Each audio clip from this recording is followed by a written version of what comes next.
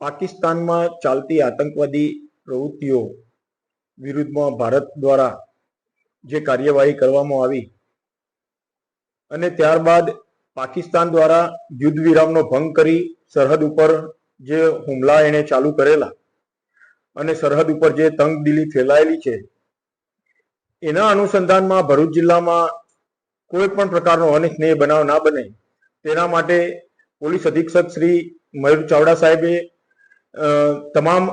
Police અધિકારીઓને જરૂરી બંદોબસ્ત અને પેટ્રોલિંગ રાખવા માટે સૂચના કરેલી છે, જે અંતર્ગત અગત્યની જગ્યાઓ પર પૂરતો પોલીસ બંદોબસ્ત રાખવામાં આવેલો છે, પેટ્રોલિંગ કરવામાં આવી રહ્યું છે, વાહન ચેકિંગ ચાલુ કરવામાં આવેલું છે। સાથોસાથ ભરૂચ જિલ્લો જે દરિયાકાંઠે આવેલો છે, દરિયાકાંઠે જે ગામ આવેલા છે અને એમાં પણ દહેજ ગામમાં જ્યાં મોટી ઔદ્યોગિક વસાહતો આવેલી છે, ઔદ્યોગિક એકમો આવેલા છે, વાઇટલ ઇન્સ્ટોલેશન્સ આવેલા છે,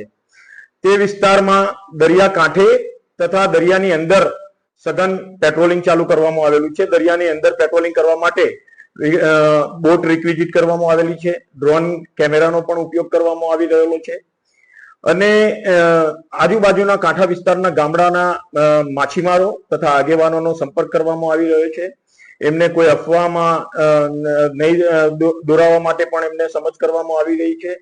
કોઈ પણ શંકાસ્પદ ગતિવિધિ જણાય તો તાત્કાલિક પોલીસને જાણ કરવા માટે પણ સમજ કરવામાં આવી રહી છે। આ રીતે તકેદારીના પૂરતા પગલા ભરૂચ પોલીસ દ્વારા લેવામાં આવી રહ્યા છે। સાથોસાથ સોશિયલ મીડિયામાં પણ કોઈ ખોટી અફવાઓ કોઈ ફેલાવતું હોય, કઈ ખોટી પોસ્ટ મૂકતું હોય તો એ બાબતે પણ સોશિયલ મીડિયા ઉપર પણ સાયબર ક્રાઇમ દ્વારા